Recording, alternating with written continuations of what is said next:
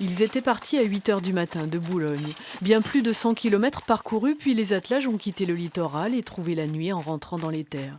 Parfois, le chemin semble hasardeux, mais il s'agit d'éviter les routes trop empruntées. Comme en journée, on change en relais les meneurs et les chevaux tous les 15 km. Chapeau, hein. Alors lui, je le félicite. Hein. Il a fait un boulot extra. Ah ouais. Une ambiance particulière, beaucoup de monde le long des routes, dans les villages, malgré l'heure tardive. La nuit, c'est aussi un temps particulier pour les équipages.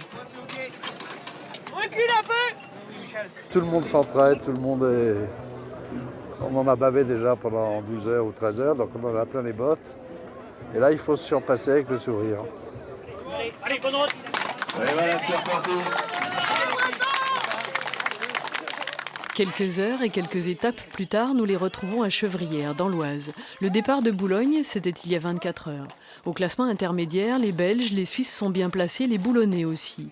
Malgré la fatigue, la concentration reste nécessaire.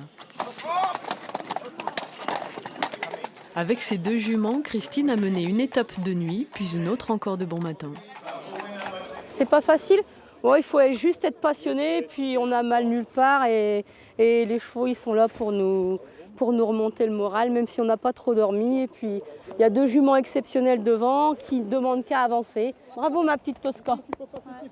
Et pour soutenir ceux qui tiennent les rênes, il y a aussi pour chaque équipage 60 à 70 personnes en coulisses. Pour qu'un meneur soit en bonne condition pour faire son routier ou sa spéciale, il lui faut déjà bien manger et bien dormir.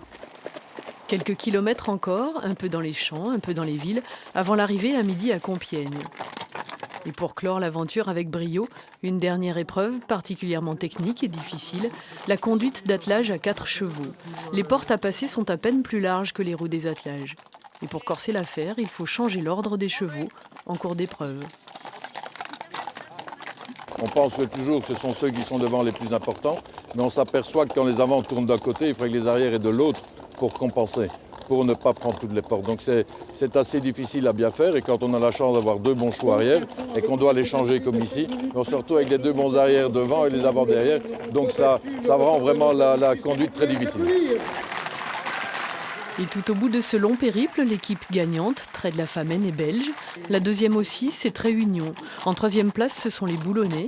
Et surtout, le vrai grand gagnant, c'est le cheval de trait.